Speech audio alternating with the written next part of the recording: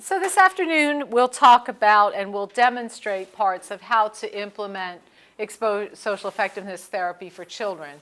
So we're going to spend the time getting on to the nuts and bolts. And as I said this morning, it's my belief that we need to teach social skills training. Now, whether the social skills training also serves as more exposure therapy, who knows, maybe. But in any case, what we do with social skills training is to do it in a group setting. And we'll talk a little bit about how we construct the groups. Typically, we're talking about between 4 and 6 children in each group. 4 is kind of what we feel is really a minimum, and part of the reason for that is that somebody always gets sick, somebody always has to be away, and so if you have groups that really are less than 4, you may often find yourself doing group social skills training with one person because somebody else is sick and the other person's out of town. So having a minimum of around 4 seems to assure that you will have what you need in order to do the group. When you get over 6 people, it sometimes becomes difficult to do all of the repetitions that need to be done in order for the children to acquire the skill. So our groups are closed, and we work from very basic social skills up through much more complicated skills, and I'll show you the skill list in a few minutes. But the idea being that we believe in each group, the skill we're teaching is then something that builds to the next level the next week, which is why we have the groups closed rather than just an open social skills training group. As I said, what happens after the group is over is that we go to wherever the peer activity is that day, where we meet the non-anxious children. And for about 90 minutes, we allow the children in our group to practice with the children at the activities. So they may all play miniature golf one week, we may go bowling, we may go to Chuck E. Cheese. I'll show you a list of the different things.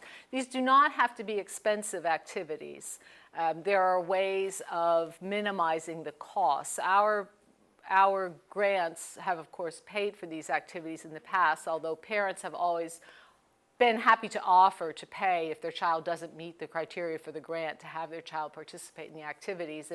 And we often do things like find out who has the closest birthday when we go to Chuck E. Cheese and get the birthday special, or talk to people about any group discounts that they might have for various activities. So we have tried. In the first study, we kept it under $5 per child per week for whatever the activity was, including lunch.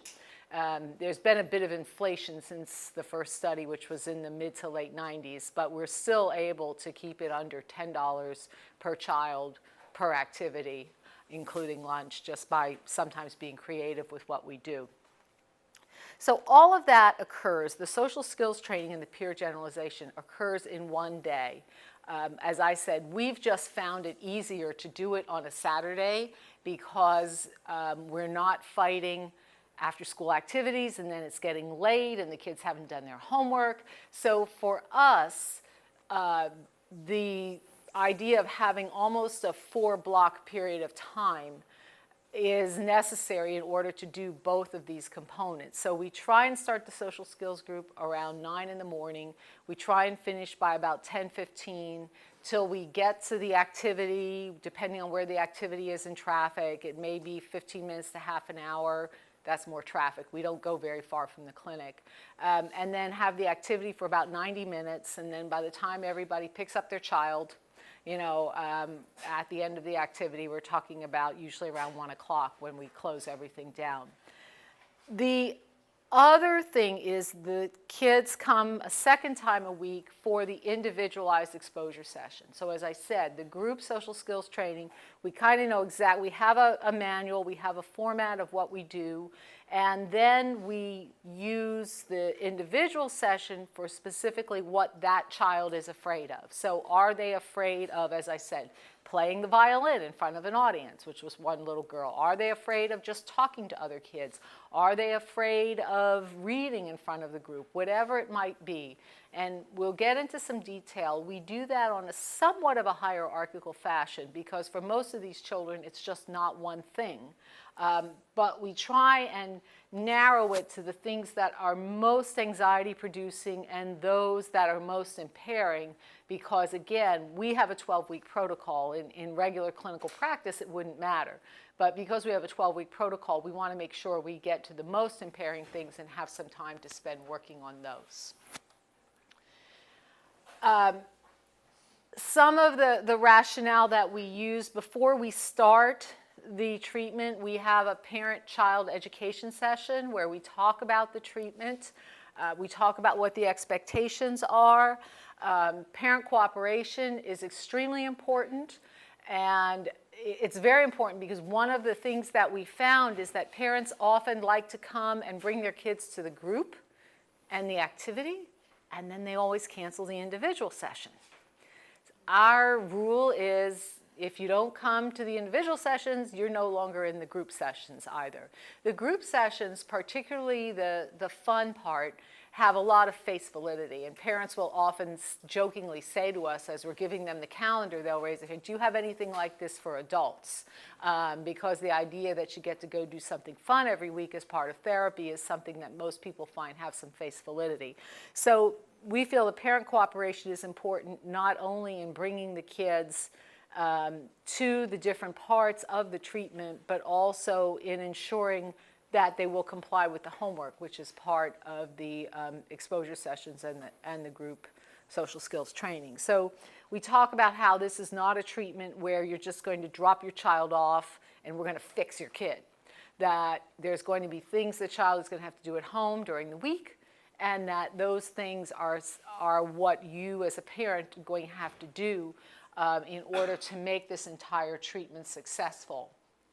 We also talk about the problems, so we spend time, and I believe this not just for this program, but for anyone I treat, that an important part of what we do is telling people what it is they have and showing them that we understand that and how to treat it. So I'm not afraid to use words like you have something that we call social anxiety disorder, and let me tell you what that is. And giving them an idea of what it is, how many people have it, the fact that somebody knows how to do something about it, the fact that it's easy if you do your part to get over this, that there are treatments available, and that we're going to all work together to do our best to help lessen or reduce your anxiety as we go through this 12-week treatment program, but to really educate people as to what it is they have, because now with the internet, there's lots of ways to get really bad information. And a lot of people think just because it's on the internet, it must be true. So to make sure they really understand, where did it come from? How do I get it? What does it feel like? You mean and as one young lady said to me, you mean other people have this? So this idea that there's lots of people who feel the same way. Also to prepare parents and the children for the normal ups and downs of what therapy is. So a lot of people, when they hear about exposure therapy, they think that somehow we're going to torture their children. So, you're going to make my kid, my kid's afraid to do those things. Why are you making my kid do this? They're afraid to do those things. Well, and as you'll see later, we pull out our picture of a dog and say, how do you get over your fear of a dog? You have to be around a dog. So to prepare parents that, yes, there may be a few tears when someone starts an exposure session. There's not going to be out of control crying and wailing. People are not going to get nearly as upset as they think they are, or as parents think they are, but to prepare them that, yes, a kid might say, I didn't really like that, or that really wasn't as much fun as going miniature golfing. So, but the idea that you are going to see these changes and that it's one session is not a miracle cure. So people who say after 2 sessions, well, my child isn't any better, well, no, not yet. So to help them understand that this is a process. And then I think the most important thing is to highlight how no one's going to get better if they think the only treatment or the only thing that happens is during that individual session or during that group session, that the idea is that we give people homework assignments because they have to practice. It's a skill. You know, you don't just get on a bicycle for the first time and go off flying into the sunset, never falling down. You've got to learn how to do the skill. You've got to practice it. And so the homework assignments may be something like, this week we want you to say hi, make eye contact and say hello to 10 people every day. Maybe some of that will be in school, maybe it will be in church on Sunday, or if we're getting you to practice talking to adults, unfamiliar adults. Now, we don't have people go up to talk to strangers, but to go into a shopping mall, for example, go up to a clerk in a store and say, I have $20 to buy my mom a birthday present. What can I buy her? Okay?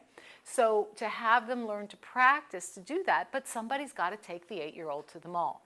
So the idea that homework sessions, which are an important part of the treatment, have to be done, and that the parents have to participate in that. And one of the ways we found that is most helpful in doing that is because the first week will, second week kids will come and say, nobody did their homework. So then what we do is we bring all the parents in at the end of the session, tell them what the homework assignment is, and then the next week when group starts, we bring all the parents in. And we ask the kids in front of the parents, did you do your homework this week?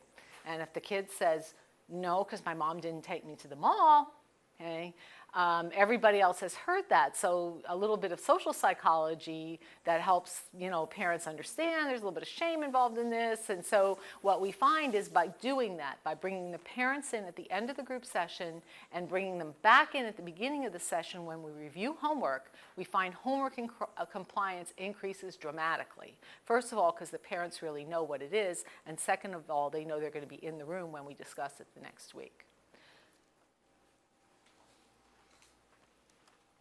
This is a very bad chart, but the idea is to give you an idea of how all these sessions are laid out. So we start out with an educational session. We have the parent and the child in the group, and it's a group session. Then each week we have the group social skills session and the individual exposure session. The peer generalization sessions go along with each of these groups. So these are, and you can probably see better on your handout, these are the individual skills that we teach in each of the group sessions. So in the first week, we're talking about recognition of social cues. And what we do in that particular setting is we're talking about having kids, first of all, make sure they can understand emotions. Do they know what someone who is sad looks like? Do they know what a happy person looks like? So we use a lot of magazines. We have the kids do a collage. We have them pull out pictures. And the interesting thing is, when you do this with kids who are around 8 years old, and they show you a picture of a happy face they find, and you say, why is that a happy face? They say, because he's holding a puppy. Okay? So the importance of that statement is, yes, we're all happy when we're holding a puppy, but the idea is with little kids, they're not really focusing on the person's face. They're assuming a person is happy because they've got a little puppy. But we're trying to teach kids, when is it appropriate to talk to another person? So if somebody is, like this, is that a good time to talk to someone? What are the facial cues, the emotional cues that we all use to know that it's okay to talk to that person? Because if they go up to people inappropriately, they're not going to have a good interaction. Get away from me, I don't want to talk to you, whatever it might be. So we start off with basically teaching kids, what is it like? What do people look like when it's okay to talk to them? We also do greetings in that first session, just basically teaching them, hello, okay, hi. Hi, my name is. Okay? So then we usually go bowling the first week.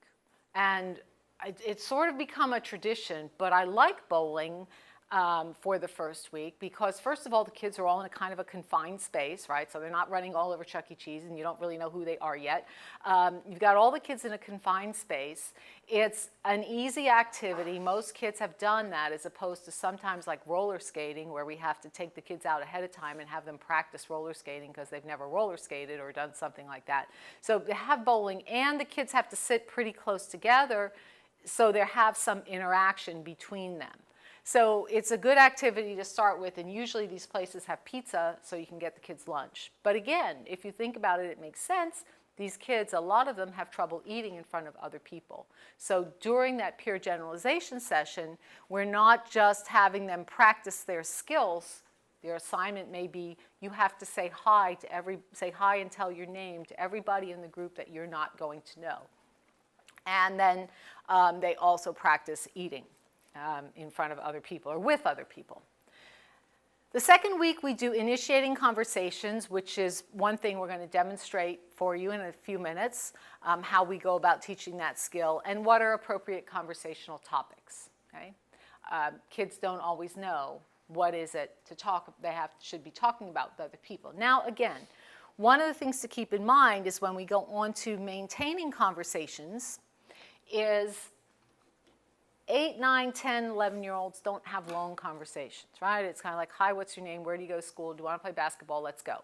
They're not having long conversations about political issues or global warming or any of the other things that we as adults often talk about. So we're not trying to get children to have long conversations. We're talking about maintaining conversations in the sense of finding out something about this other kid, because then maybe you'll be friends. And maybe they like Justin Bieber too. So then you've got something in common. You know, maybe they like to play hockey, whatever it might be. So to learn how to maintain conversations, to transition between topics, and have sort of enough of a social interaction to be able to carry on a conversation and maybe make a friend.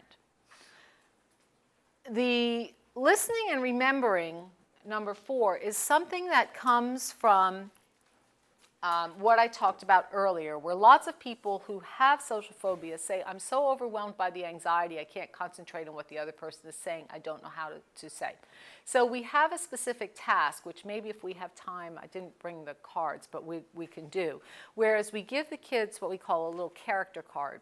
And the card may say, my name is Tommy, I'm 9 years old, my mom's a pediatrician, I live in Orlando. And so each kid will go around and introduce themselves, and then we go back through the group and say, what was his name? What does his mom do? And it's amazing how the first time we go around, kids maybe like 50%.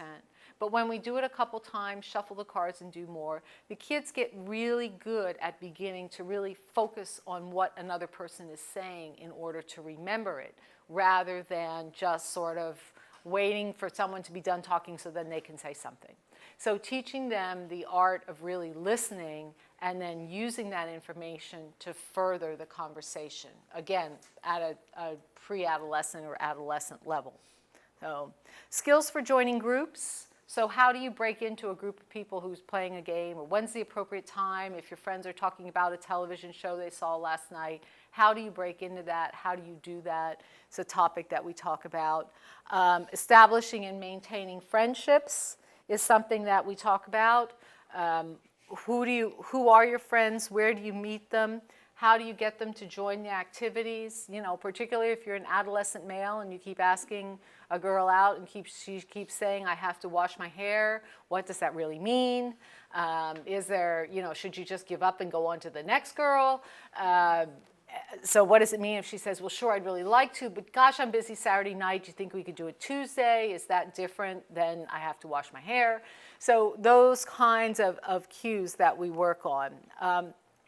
Giving and receiving compliments.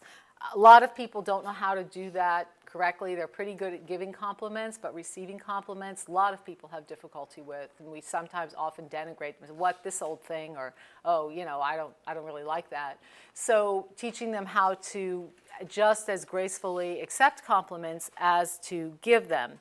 And then we spend a few weeks on assertiveness. And again, because can be difficult, not only because some kids are bullied, but just in general, learning how to speak up for yourself without being aggressive. And most people, when they think of assertiveness, or most of our kids, when they think of assertiveness, they really think of aggressiveness. And so teaching them the difference between how to be assertive rather than how to be aggressive. So we work with them on being assertive with other kids.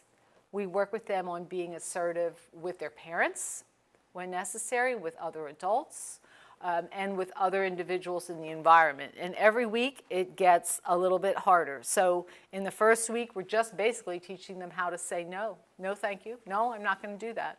In the second week, we add in, no, I'm not going to do that, and please stop asking to borrow my homework. No, I'm not going to do that, and stop bugging me.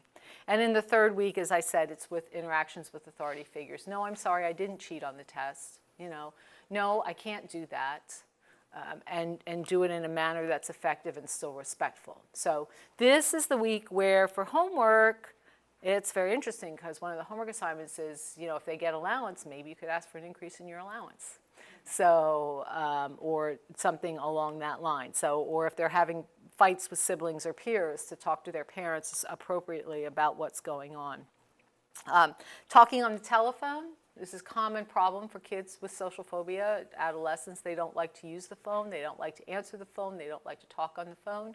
So we spend a week appropriately learning how to answer the phone, how to take a message for people, homework assignments. We don't have them make crank calls, but we do have them do things like call up pet stores and say, do you sell yellow parakeets? Call up pizza places and say, what kind of toppings do you have on your pizza?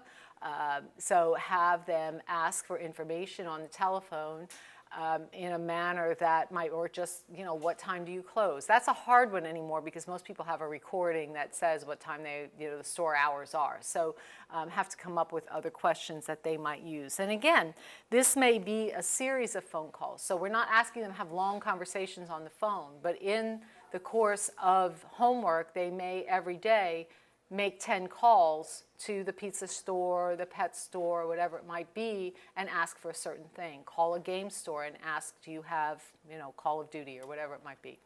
And then the 12th week is a review. So in each week they're doing this, one of these skills. We're hoping that they're practicing their skill in the peer generalization sessions. If they can't with some of these, because obviously we're having them talk on the phone, we repeat earlier skills in the generalization session, and it's coupled with the individual homework assignments. As I said, there's no reason that you have to do these twice a week. You could do the group first and then the individual. You could do individual first and then do group if they need it. It doesn't matter. It's just this is the way we've done it within the context of the research trials. But that's because it's been research and we've needed a specific format. So, okay. So, one of the things is, we talk to the kids about we're never going to get rid of the jerks in the world. But our job is to teach them how to deal effectively with kids who might not be very nice, with kids who don't treat other people very nice, or even with adults. So we talk to them about how to learn to make friends and be with other people.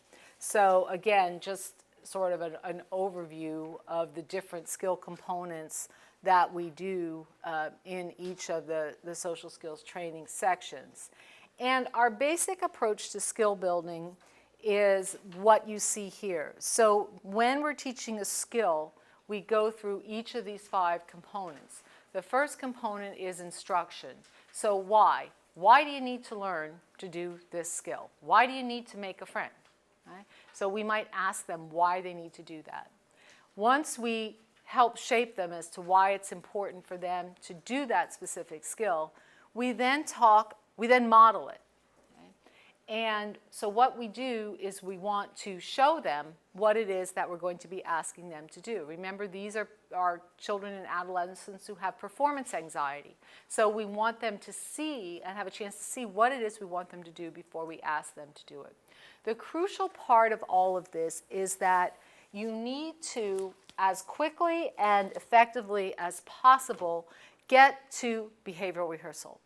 Behavioral rehearsal is really the core elements of a social skills training approach. You don't spend half an hour of an hour session talking about the skills. That's going to get you nowhere.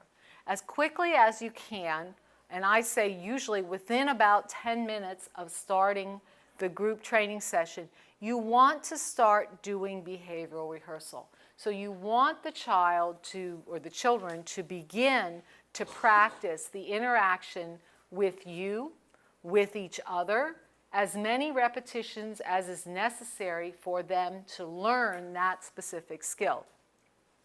After each time they practice, you want to give them some feedback, okay? And you always, always, always want to give them positive reinforcement.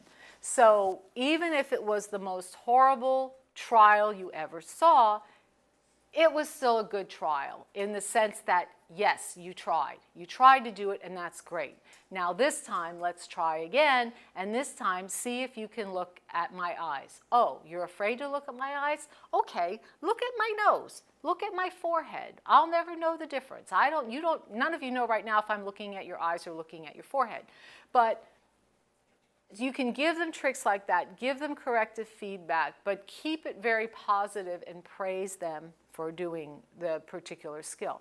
Now, when we do behavior rehearsal, we don't do it in a vacuum. So we're not just saying, okay, you say hi to me, okay, you say hi to me. We're giving them a little vignette, a little situation that might happen in real life. So, you know, hey, it's the first day of school and you're sitting next to a new kid in your class. You know, you're going to be sitting next to them the whole year. So why don't you turn to them and introduce yourself? Okay? So go ahead.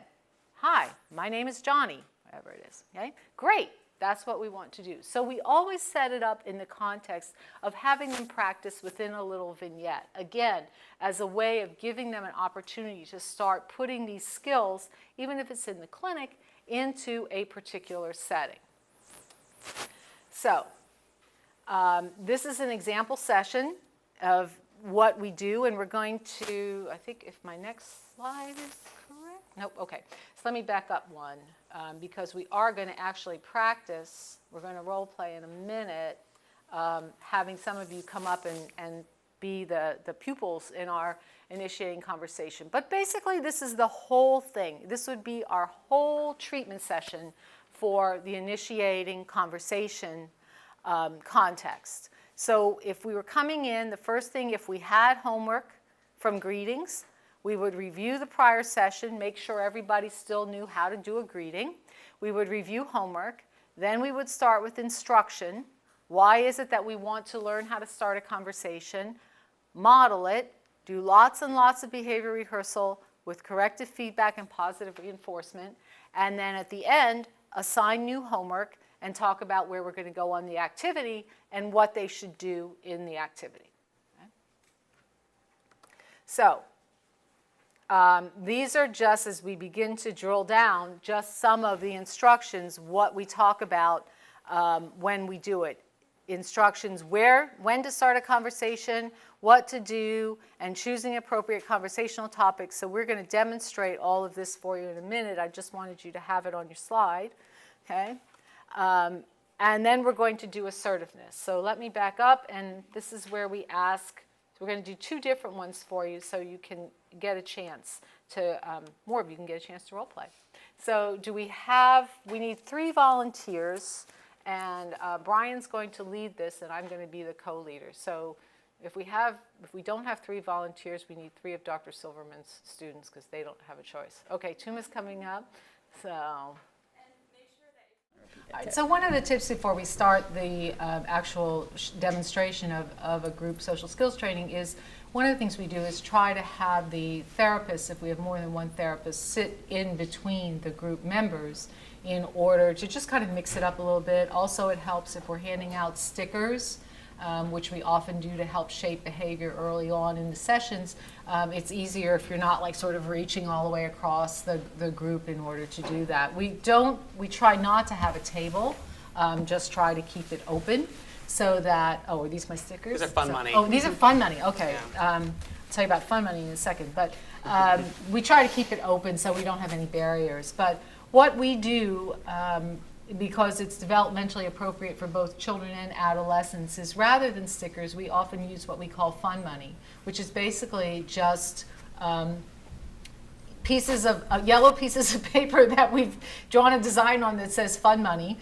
Sort of looks kind of like it might be a dollar bill or whatever. And we use that as reinforcers throughout the group. So often what we'll do is if children have difficulty talking, they're nervous, it's their first time in group, just saying anything, we just give them a piece of fun money. And at the end of the group sessions, we talk about contracting a little later, but they can turn in their fun money for some kind of prize. They can also bank their fun money for a bigger prize the next week if they want that. So we have a series of little prizes and bigger prizes that they can use and they can earn in the groups. So that's the fun money. Okay, so let's pretend that we just all sat down and we're all kind of grumpy because it's 9 o'clock on Saturday morning, but okay. All right, well, welcome to group today. We're really excited to have you guys here. So before we get started, let's do a review of last week, which, does anybody remember what we did last week? Last week was greetings, right? So who remembers one thing that's really important when we do greetings? To look somebody in the eye. Excellent. You want to make great eye contact. There's one fun money for you. Good job for being so brave and answering. All right. Does anybody remember something else that we do when we're doing greetings? Like maybe something we say right at the start? Say hello. Say hello. Very good. You get one fun money for participating. Thank you. All right. Should we talk in a really soft voice? No. How loud should we talk? Kind of normal. Kind of normal. Excellent. Thank you very much. Very good. So we want to say hi. What's another thing that we want to do after we say hi if we don't know the person? Tuma, do you remember? Your name. Right. So you're going to introduce yourself and say your name. Very good. Good job participating. That's one fun money for you.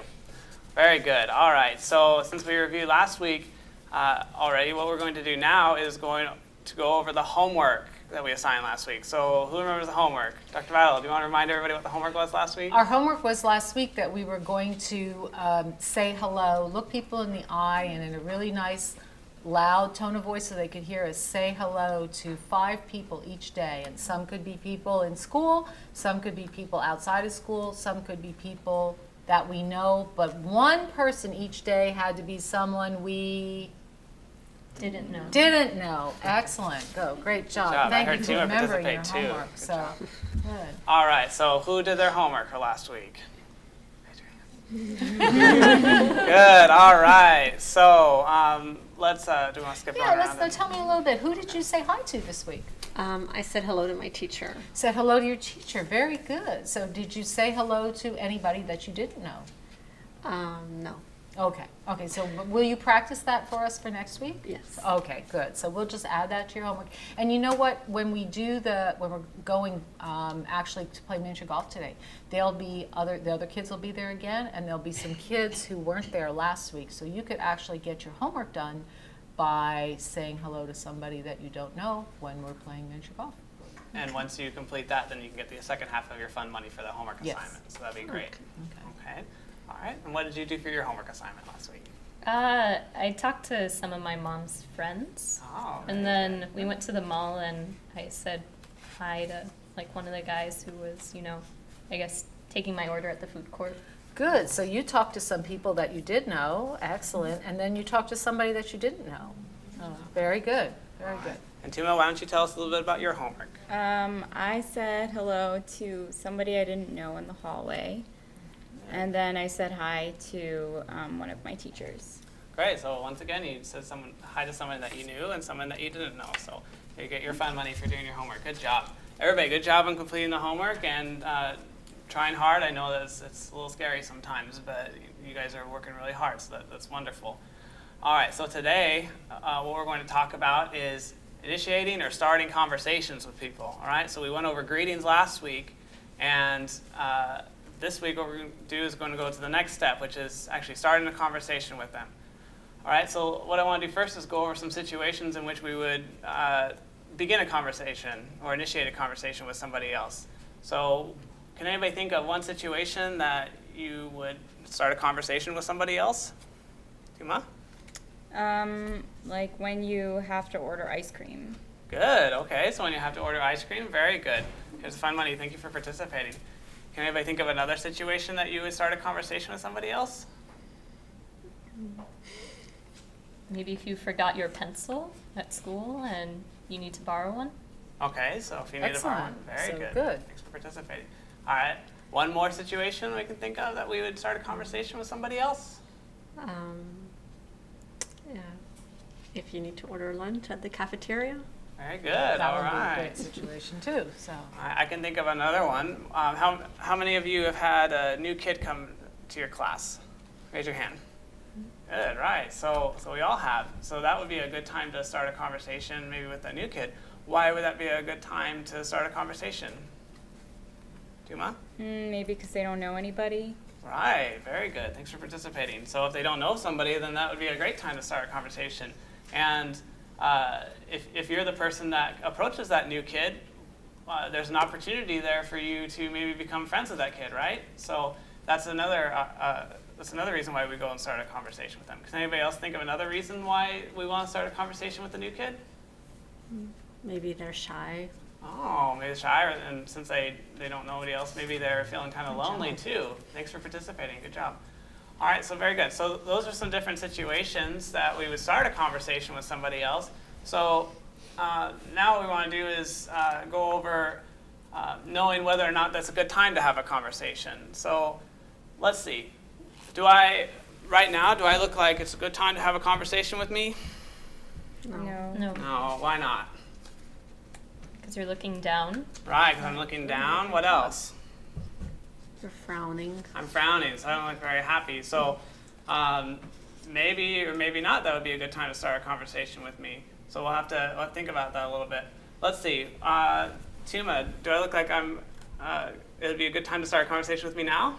Mm-hmm. Right, Yeah. so why is that? Because you're smiling. So I was smiling, and what else was I doing? You're looking at me. Making eye contact with you, very good. All right, here's 2 funny monies for your 2 answers, very good. All right, so we want to, when we're going to start a conversation with somebody else, we want to make sure that they're receptive or that they look like it's a good time to have a conversation. What's another time where you think it might not be a good time to have a conversation or start a conversation with somebody else? What do you think? If they're busy. Right, if they're busy, very good. Thanks for participating. There's a fun money for you. So if they're really busy, so what might they be doing that makes them look really busy and it wouldn't be a good time? They're doing a lot of stuff. Right, so if they're doing a lot of stuff, if they're reading a book, if they're working on their homework, you probably don't want to interrupt them then. So very good. Thanks for participating. Here's the fun money. All right, so now what we need to do is talk about some topics. So what are some different things you could talk about in a conversation? What do you think? Justin Bieber. Justin Bieber, very good. All right, that's a fun So money. in general, music, right? Because we might not all like Justin Bieber, but we probably could talk about what's our favorite kind of music or ask if it's their favorite kind of music, right? So good. Very good. Okay, what's another thing or another topic you think you could talk about in a conversation? Could talk about sports. Sports. So if you play sports or if they play sports or if you like to watch sports, there's a lot of different things we could talk about there. All right, what's one more topic we could talk about in conversation? The weather. The weather. Good. Okay. So today it's particularly rainy. So you might want to talk about how rainy it is today. So pets and school and lots of different things. And today we're just going to start conversations. So we'll talk more next week about maintaining conversations. So we're just going to get started. Okay, good. So so we talked about when and then maybe some things maybe we talk about in conversation, but now we have to say, or we're probably wondering, how do we do this? So it's not always so easy to start a conversation with people. So what we have is a couple steps that make it a little bit easier, and we can follow these in a lot of situations, and it might make it a little bit easier for us to start conversations with other people. So since our whiteboard is right there, and since we love to give fun money for writing on the whiteboard, what we're going to do is we're going to go through these steps. So who think, what's the first thing that you should do when you're going to go start a conversation with somebody? We talked about this last week. Say hello. Okay, so say hello. Very good. So we would write that on the board. Right. So Very good. Excellent. All right. Thanks for participating and writing on the board. And So also, fun. since, just to break for just a second, but since lots of children with social phobia have trouble writing on the board, they're practicing writing on the board. So. Good. All right. So we're gonna say hi, and what's another thing we want to do when we say hi? Say your name. Okay. So introduce ourselves if we don't know the person. Very good, Tuma. And then what's something about our body language that we want to do when we're starting the conversation? Two You want to things. look at him? Right. So make eye contact. Very good. And we want to Smile. smile. Very good. Thanks for participating. All right. So that's great. So then what we want to do is, after we've smiled, we made eye contact, and introduced ourselves and said hi, what do you think we're going to do next? It's going to be kind of tough, but what do you think? Start talking. Okay, so start talking, you're right. So that is what you're going to do next. Oh, oops, I almost forgot your fund money. All right, so that is what you're going to do next, but sometimes it's hard to know like what to talk about. So what do you think? Does anybody have an idea of what you might talk about if maybe you just don't know the person very well? Where they go to school. Okay, so that's one. And if you're at school and if you're in the same class, then that's something you have in common with that person, right? So if you're starting a conversation, it's sometimes really helpful to comment on something you have in common with the person or something that's around you in the environment. So if I, for instance, am wearing a Beatles t-shirt and the other kid is wearing a Beatles t-shirt, then that might be something we have in common. We both like the Beatles, right? So we might comment on that. So why don't we practice that right now? Very good idea. All right, so do you want to model first? Or? Sure. Okay. Always have to model first. Yeah. So Dr. Beidel and I are going to show you exactly what we're talking about with this. And let's see. For our situation, we're going to be in the cafeteria waiting in line to get lunch. And Dr. Beidel is going to be standing there in line. And I'm wearing a Beatles And t-shirt. you're wearing a Beatles t-shirt. Good. All right. So do you want to start the conversation? Sure, you want me to start the conversation? Sure. Okay, and we want you all to pay very careful attention to what we're doing because we're going to ask you afterwards what we did right and what we did wrong. Okay? So, I see you're wearing a Beatles t-shirt. Yeah, I like the Beatles a lot. Do you? No, not so much. Oh, okay. Was that good? A little bit. A little bit good, thank you. But what did I do wrong? You didn't look him in the eye. Excellent, I did not look him in the eye. So, what else didn't I do that was very good? You sounded grumpy. I sounded grumpy, very good. So, anything else? Your face was kind of grumpy. My face was kind of grumpy too. Okay, so I think I need to try again. All right. Okay? So, hi, I see you're wearing a Beatles t-shirt. Yeah, I like the Beatles. They're my favorite band. Do you like the Beatles too? I like the Beatles too. My name is Deborah. Oh, I'm Brian. Nice to meet you. Nice to meet you too. Did I do better that time? Yeah. Yeah? What did I do that was better? You sounded excited. I sounded excited. Excellent. You smiled. I smiled. Excellent. You made really good eye contact. I made really good eye. That's always the puller. Everything is like that's the one everybody always gets. You made really good eye contact. Okay, so now this time we're going to try it again, and this time we're going to have each of you practice with Mr. Brian to do the same skill. So I want you to imagine that you're standing in line, and Mr. Brian is wearing a Beatles T-shirt, and the Beatles is your favorite band. Okay, so why don't you start and remember what you're going to do. You're going to smile, you're going to talk loud, you're going to ask him, you're going to say hello, right? Ask him his name. Go ahead. Oh, hello. Hi. I like your t-shirt. Oh, thanks. Do you like the Beatles? Yes. Oh, I like the Beatles too. That's cool. Oh, my name is Maya. Oh, I'm Brian. Nice to meet you. Excellent. Okay, very good. Now we'd stop the conversation, we'd stop the interaction there. Sometimes people get excited and they start going on and on and on, but that's not what we're training in this particular session. What we're training in this particular session is just initiating or starting a conversation. So we would want to cut it off right there because all we want to do today is practice. So again, we'd say, what did Maya do well? She said hi. She said hi. Excellent. Huh? What else did she do that was well? She looked him in the eye. some of the Okay. time. That's good. She was looking him in the eye. That's really good. Now, one thing I'll tell you, Maya, is I'm going to have you do it one more time. And the reason for that is because I think you could raise your voice a little bit more. And see, I have these really old ears. And so I'm going to stand way over here. And I want you to make sure you're talking loud enough so that I can hear you all the way over here. Okay? So let's try it again. Here's this person standing in line for lunch, and he's wearing a Beatles t-shirt. I'm not talking to you. No, you're not talking to me. I'm just trying to listen. Okay. Hello. Hi. Hi, my name is Maya. Oh, hi, I'm Brian. I see you like the Beatles. Oh, yeah, they're my favorite band. Do you like the Beatles too? I do. Oh, great. Absolutely fabulous. Okay. I can say for one thing that you were a lot louder that time, so I could definitely hear you. What else? She said, I see you're wearing a t-shirt, so she commented on something. Excellent. Good So, to come out. good. Thanks for participating. Okay, who wants to try it next? Sure. Okay. Okay, why don't you go ahead and try it with Mr. Bryan. Okay, excuse me. Hello. Hi. I like your t-shirt. Oh, thanks. Do you like the Beatles? Yeah, I do. Oh. I'm wearing the same t-shirt. Oh, yeah. I like your Beatles t-shirt too. I see you have John Lennon on yours. Oh. Great. Okay, good. So what did Tuma do well that time? She excused herself.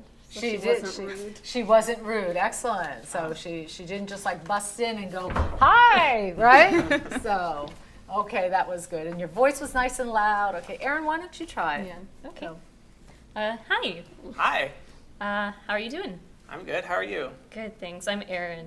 Oh, I'm Brian. by the way. Nice to meet you. Yeah, nice to meet you. I really like your t-shirt. Oh, thanks. Do you like the Beatles? Yeah, they're my favorite. Oh, they're my favorite too. excellent. Okay, that was really good. I thought your voice was nice and loud. I thought you were making good eye contact from what I could see. Of course, okay, Brian's shaking his head, yes. So excellent, very nice job. So, all right, now what we want you to do is we want you to practice with each other. Okay, so this time, Erin, let's say you're wearing the Beatles t-shirt, and Maya really likes the Beatles, so and you don't know Erin yet, so pretend you don't know her name is Erin, and introduce yourself. Hello. Hi. How are you? I'm doing well. How are you? I'm good. I like your Beatles t-shirt. Oh, thanks. Thanks. I see you have one too. Yes, I like the Beatles. Excellent. Okay, very good job. So we would go ahead and we would give out more fun money. We would make comments. So we keep doing that, having everyone practice with everyone else. The next thing we would then do is we would go to another situation where people had to introduce themselves. So this one used the lunch line. So maybe the next one is you're on the basketball court. So, or you're in your dance class, you're in your ballet class, and there's a new person, whatever it might be.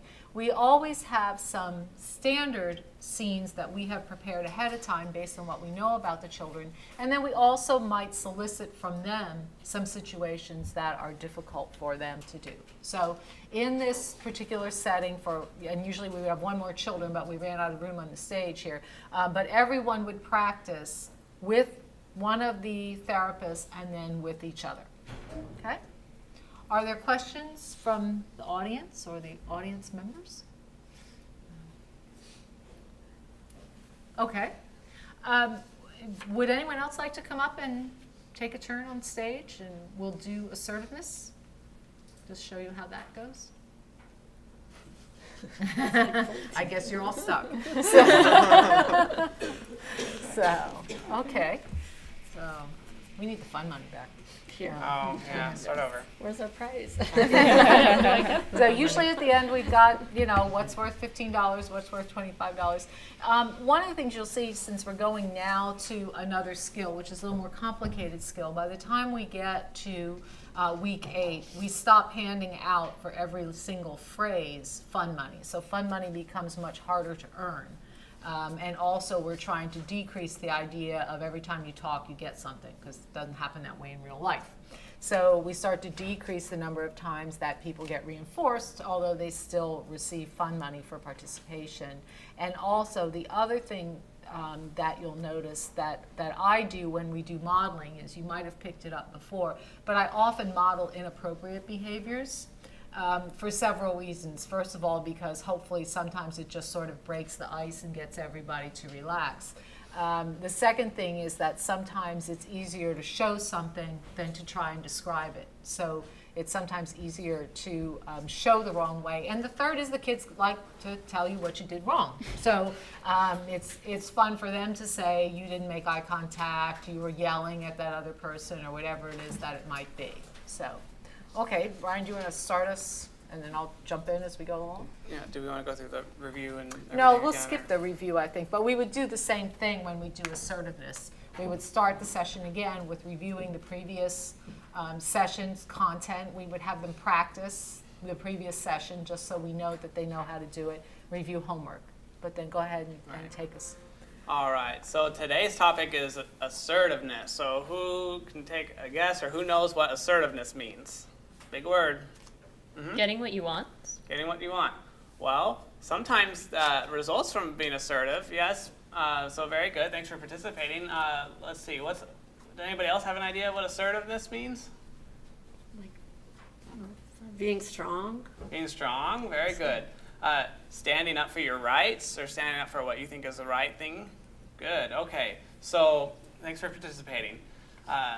Now, what we're going to talk about is the difference between assertiveness and maybe some other ways to go about standing up for your rights. So who knows what it means to be passive? Okay. You don't really do much. You just Don't- kind of sit back. Right, very good.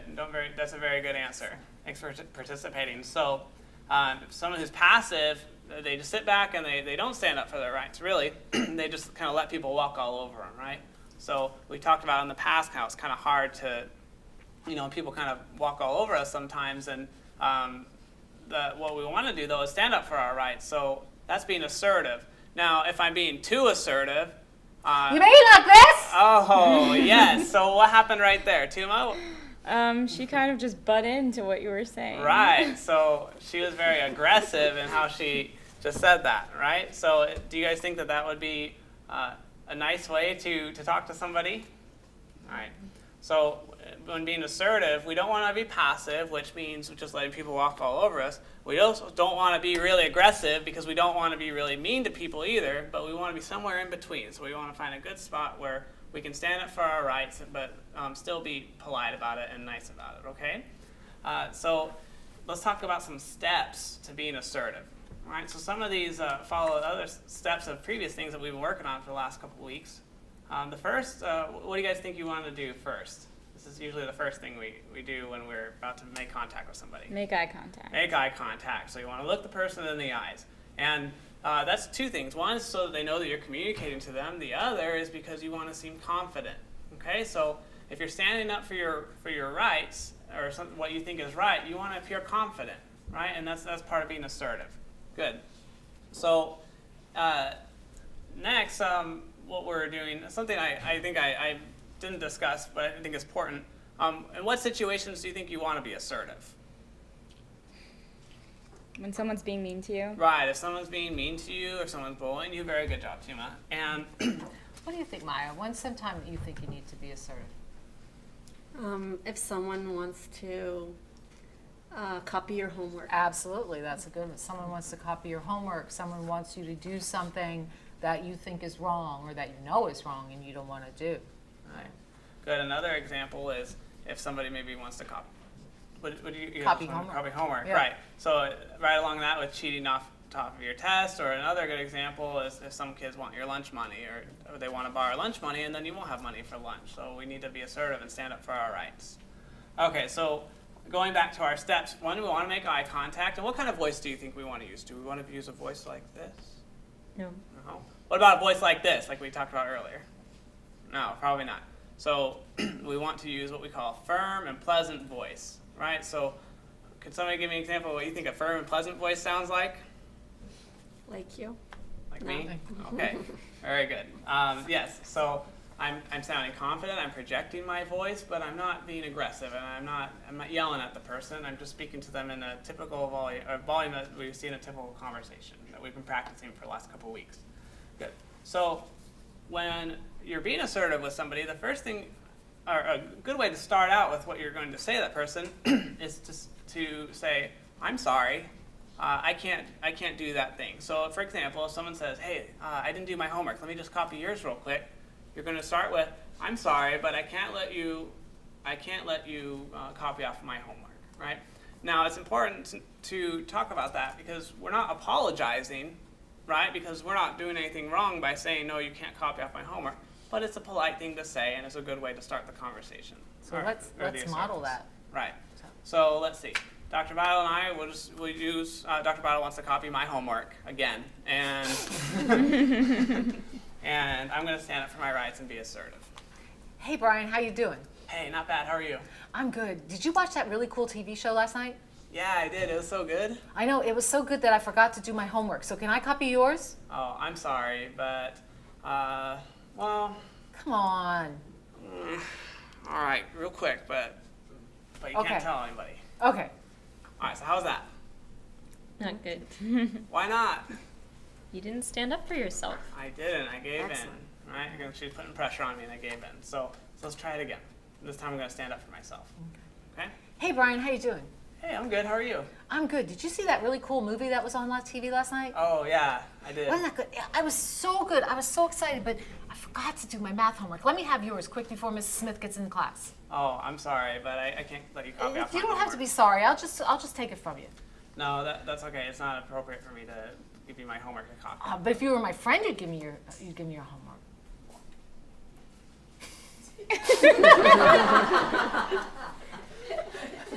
Depends how good of friends we are. Okay. Okay, I really pushed him. But basically, what we would say is that people would, after you say, I'm sorry, but I don't want to give you my homework, we hope that most people would go away. If they don't, let's try it the other way, and let's see if Brian can push me. I'm not very good at being a bully, but okay. Oh, hey, Dr. Beidel. Oh, did you see that TV show that was on last night? No, because I was doing my math homework. Oh.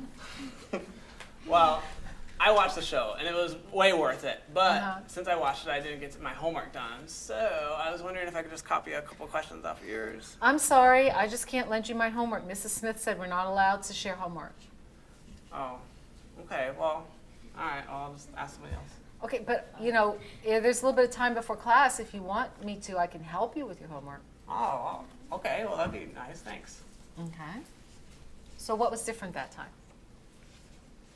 You offered to help. I offered. So I did, and we can sometimes do that when we're being assertive. Very good. So we can help solve the problem in a different way. But today we want to practice just saying, I'm sorry, you can't copy my homework. You can say, I'm sorry, it's wrong, you can't copy my homework. You can say it however you want. But the bottom line is we want to learn to say, I'm sorry. Okay, so let's have Brian practice with you, Tuma, this time. So let's say that Brian's going to try and copy your homework. Okay, and you want to look him in the eye, you want to say no, you want to say, I'm sorry, but, and then tell him why you're not going to let him do that. Hey, Tuma, let me copy your homework. I didn't do mine. I'm sorry, Brian, I can't let you copy my homework because that's not allowed in this class. Oh. Okay, excellent job. So what did Tuma do that we really liked? She was firm. She was firm. Right. So But she was nice about it. she was firm, but she was nice about it. Excellent. So, and she looked him in the eye. She sounded really loud. We could all hear her. Excellent job. Okay. Erin, why don't you try it with Brian this time? Hey, Brian. Hey, Erin. What are you up to? Just waiting for class. Oh, yeah, me too. By the way, speaking of that, I didn't actually do my homework last night, so I was wondering if I could do the last couple problems off yours, just so I can finish it up. I'm sorry, I can't let you do that. It's not right to copy off my homework. Oh, okay. All right. Okay. Very nice. What was really good about that? She made Thank good you. eye contact. She made good eye contact. And she was loud enough we could hear her, right? Excellent. Okay, Maya, it's your turn. Don't let him copy your homework now. Okay? Don't give in, whatever you do. All right. Hey, Maya. Okay, so I did the coolest thing last night. I went to Chuck E. Cheese, but I forgot to do my homework. Oh, I'm sorry. Yeah. Well, so I was thinking, we've been friends for a long time. You should let me just copy yours real quick, and then I can turn it in and not get in trouble. I'm sorry, I can't do that. Oh, well, yeah, you can. No. Okay. Well, just let me just copy a couple problems, and I'll copy the rest off Johnny, and then it won't be like you cheated the whole time, just a little bit. No. Okay, great job. And you did something really important. The first time you said it, you said, I'm sorry, I can't let you do that. But sometimes if people keep pushing and pushing, you just have to say no and stop the conversation. So that was really great. You did that really well. So, good. Okay. So then we would have everyone practice with each other. And again, the homework assignment might be something to have them be assertive. Most people have either little or bigger brothers and sisters who will do something annoying during the week, guaranteed. And so that's an opportunity for them to be assertive with bigger or little brother or sister and to say, I'm sorry, don't do that anymore. Okay? Are there questions? Okay, well, how about a nice round of applause for our audience participants? Yes. Can you tell us, what are the individual exposures that were, other examples of that? As you related to the current or the previous sessions, and also if you connected individually to the sessions, or there were different goals for each of the three, the group and the in vivo, and how you rated the in vivo participation. Right. Keeping track of the data and also individual sessions. How was that all related? We're going to do, are we ready? I'll answer the question. We're going to talk about the in vivo exposure assignments that we do. They are not necessarily always hooked to the specific content of the group. They may be totally separate. The peer generalization sessions are what is really connected to the social skills training group. So as far as possible, what we have the children practice in the group is what we encourage them to practice both in the peer generalization session and as their homework assignment. The in vivo sessions may be something that's totally different depending on their unique fear. So for example, if Maya has trouble writing on the board at school, and I'm going to go over this in more detail, her in vivo exposure assignment may be that she has to, someplace in public, write in front of other people, okay, who may be looking at that. Tuma may have trouble saying hello to people and starting a conversation. So we may give her a survey where she may have to go up to 100 people on our campus and ask them what's their favorite kind of ice cream. So the individual assignments are really tailored uniquely for that person's specific fears. And we're going to give you a small clinical description of someone in a little bit and have you actually come up with some imaginal exposure sessions.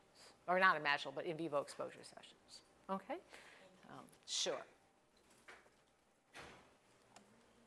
All right. So we've done that. So the peer generalization sessions. We feel that the peer generalization sessions serve several different functions. And one of them is, as we said, it does provide an opportunity to practice newly acquired skills. So you can get children to practice what it is they just learned in group in that session that immediately follows. And a lot of times we help kids get their homework done by saying, hey, you can get your homework done in the peer generalization session, depending on what the homework assignment might be. It does provide this opportunity to practice where kids usually are. So whether it's the zoo, whether it's a park, whether it's the beach, whether it's the miniature golf course, they're practicing in situations where kids typically interact. And it does provide an opportunity for exposure to feared situations in the sense that most kids are afraid of interacting with other kids they don't know.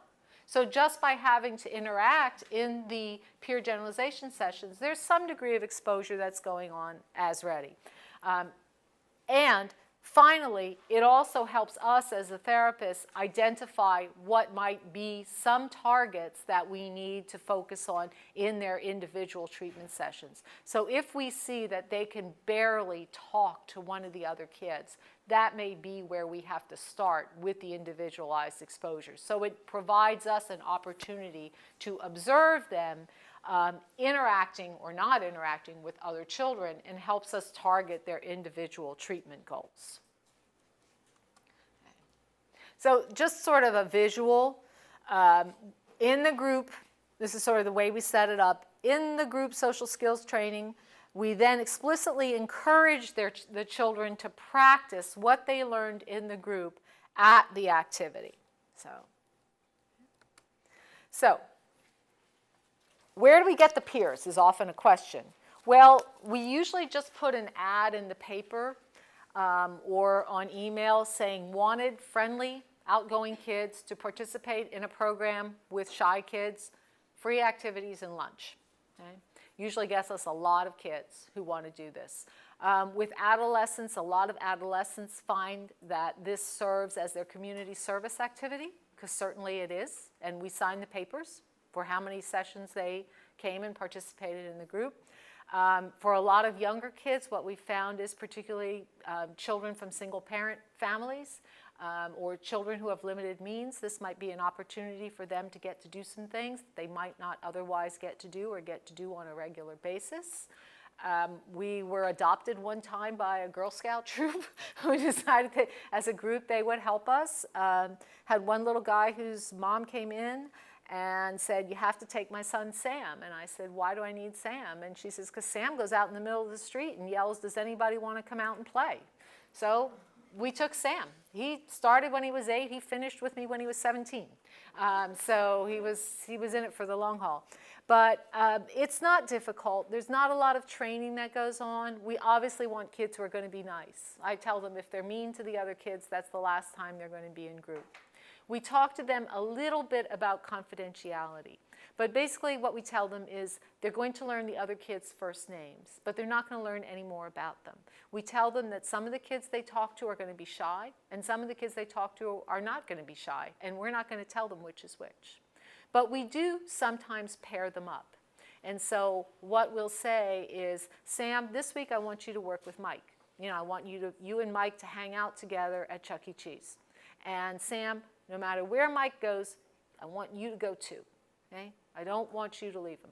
And so that's what will happen. The idea in the peer generalization sessions is that there should be as little adult interference as possible. We don't want this to be us. We just got done directing social skills. We don't want this to be us directing people what to do. We want to pair the kids up. We want to tell them what the task is, if there is a task, which most of the times it's just have fun, okay? Or go play miniature golf and don't hit anybody else with a club. And have them just interact. We want it to be as natural as possible. That's the whole idea. So as I tell my graduate students, the best peer generalization session is everybody's off having a good time and I'm getting to grade papers sitting in the background. Okay? So you want to have enough adult supervision depending on the activity so that you feel comfortable that you've got eyes on all of the kids. So we have a rule that nobody picks up their kid without coming to me or whoever's in charge of the session first and saying, you know me, I'm Johnny's mother, I'm taking Johnny, we'll see you later. Okay? So nobody can just come at the end of an activity and take their child and leave. We've got to keep careful control over that. If we're in a crowded environment, like a Chuck E. Cheese where there's probably a lot of other kids, we have very cheap UCF t-shirts, for example, and all of our kids wear a UCF t-shirt, the same one. So the peers and the kids in the group. So we can keep an eye visually and identify who's here, who's in the group, and where they are. Very cautious about safety, obviously, and making sure that there's enough. We try, if we can, to have one adult for every 2 kids. That sometimes doesn't work out, but that's really our goal. So if that's not possible, we keep the kids in larger groups so we can keep them all together. We do use age-appropriate activities, so these may change. This was for a group of kids between 9 and 12. And we do have activities that allow for interaction. So someone was mentioning earlier about living near Goddard Space Center and in Maryland, and it's a great place to go and to take kids and learn a lot, but a lot of it is a lecture, you know, or a lot of it is a tour. That's not necessarily a good activity because everybody's walking behind the tour guide, stopping and listening, walking behind the tour guide, stopping and listening. That's not the kind of interaction that we want to have. We want to have things that are hands-on, that involve some sort of interaction with the other kids, and that we can use to have them practice these skills. So as I said, things like bowling, going down along the beach and picking up shells and having a list of different kinds of shells you want everybody to find. We have a rule, nobody goes in the water when we're on the beach. Crabbing, so one we did in South Carolina, you just get, it's really cheap, you just get a bunch of chicken necks, fish hooks, and a piece of string, and you hang them over the edge where the crabs are. The crabs will jump on, you pull them up. Chuck E. Cheese, a scavenger hunt at the museum, again, you know, usually something that's free or very cheap. You give the kids a list of stuff they have to find in the museum, and they form teams, and they go with someone trailing behind them, and they find different activities. Miniature golf, there are really cheap kite kits you can buy online, like $1 a kite. So we have 1 week where we know it's going to be kind of windy, and we make the kites, we go outside, we fly the kites. Sand sculpting, again, when we're near the beach, going to an animal park or a zoo. That was another one that was sort of a beach activity where we went and got lots of stuff from the beach and made candles and stuck them together. Rollerblading, and then the last one we do is usually a little bit, sort of the final activity, the graduation, usually a little bit bigger thing. So going to a water park or something like that. So we can do it. As I said, it also involves usually either buying lunch or telling kids to bring their lunch. We usually give the children, when the group starts, we give them a calendar of what's going to happen each week. So we plan these activities out in advance. So we say, you know, on the first Saturday, bowling, you know, either bring a snack or bring your bowling shoes if you have it. If the second one is miniature golf, and we know there's no place to eat at the miniature golf place, but there are tables, say miniature golf, wear sunscreen, bring a snack. And so we give them very specific instructions each week. We tell them what time the activity starts. We tell them what time the activity is over. The peers get the same sheet. One of the problems, I think I have some slides on here on some of the challenges with doing peer generalization activities. I'll get to some of the challenges. But as I said, we do try and assign the kids to a peer, have the peer work with them. We talk about confidentiality. I actually had one little girl come up to me one time and said, she was a peer, and she goes, Dr. B, that kid over there, he's in my class at school. Maybe I shouldn't be in this group. Because she knew he was a shy kid because he was in her class, and she knew from class he was shy. And she actually thought that maybe she shouldn't be in the same group because she was afraid she might say something in school. So a very perceptive young girl. So we just pulled her out of that group and had her work with a different group. So she wasn't working with somebody in her own school. The kids are great about this. It's not hard. They think it's fun. They like helping the other kids. We've had kids, you know, one kid came in and said, I want to help. And I said, why do you want to help? He said, well, because there's this kid at school and we don't really know what's wrong with him, but we know he needs help. So we formed a Help Ryan club at school, and we're all trying to help Ryan. So I'm like, okay, you can come and you can be a peer. I mean, other kids tell us that their teachers don't believe them that they have a job because they're only 7. But their job is to work with me on Saturday morning and help the shy kids. So it's really a lot of fun. We've had, if you ever think that Konrad Lorenz and imprinting of ducklings is not true, you would have enjoyed the day when we were flying kites, and the shy kid was trying to fly the kite but didn't want the other kids with him, so he would like run away from the other kids with the kite, and all the peers would kind of like follow right behind him. So they wouldn't let him go. And finally, at one point, the kid just turned around and like put up his hands, like, it's okay, I'm done. You can talk to me because I'm just obviously not going to get away from you. So if you get the right kind of kids, and they really do get excited that they're going to help other kids and they've got a job to do, it may be one of the most important parts of the treatment, of the entire treatment program. So as I said, we supervise from a distance. So the idea is they're out there bowling, we're back here reading the paper, and the only thing we're doing is making sure that they're talking to the other kids and they haven't like jammed up the bowling alley lane or whatever it might be because they threw the ball wrong. We have parents drop off and pick up. We do not allow parents to stay. Parents often want to stay. We say absolutely not, because otherwise the kid ends up staying with their parents and not with the peers. So the parents are not allowed to stay. Now, I'm a bit of a softie, and so sometimes the peer may be 8 and they may have a 5-year-old brother or sister who, is upset because so-and-so's getting to bowl and they aren't. So sometimes we'll have like younger siblings of the peers. We let them join the activity, but we also make it clear that you can't just hang with your younger sibling, and what older kid wants to hang with their younger sibling anyway. So we work it out in that way, but we try and make sure that the kids have a good time. And as I said, we usually run it usually between 11:30 and 1. Most parents find it's a good time to get the grocery shopping done or something like that. So it works out well for everyone.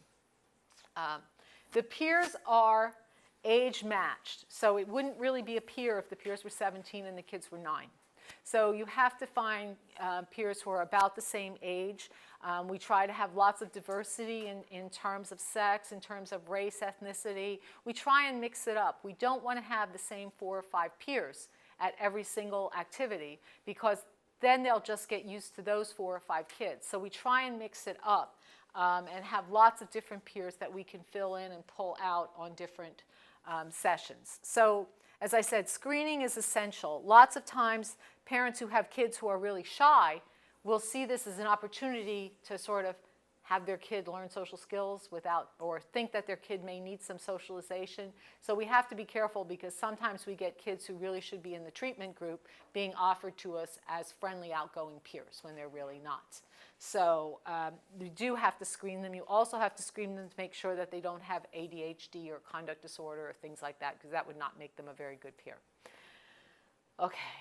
You also always have to have more peers than you need, because as I said before, if you're going to do this part of the program, they're going to have birthday parties. They're going to get sick. They're going to have something else they have to do on that Saturday. So you really need to have double or triple the number of peers on a waiting list and have everyone understand that you will call on them when you need them. Usually, what I do is, again, to reinforce the kids who are with us all the time and who always come when we need them. Those are the kids I call first when we go to Chuck E. Cheese. As, that's a big activity, because we have had kids say to us, well, I'm really not interested in going to the beach, but call me when you're going to Chuck E. Cheese. I'll do that one, in which case that's one of the ones I'm less likely to call, because I want the kids who are doing this because they want to help the other kids, not because they want to go to Chuck E. Cheese. So, okay, this might be a good time for a break. And then when we come back, we'll talk about exposure therapy.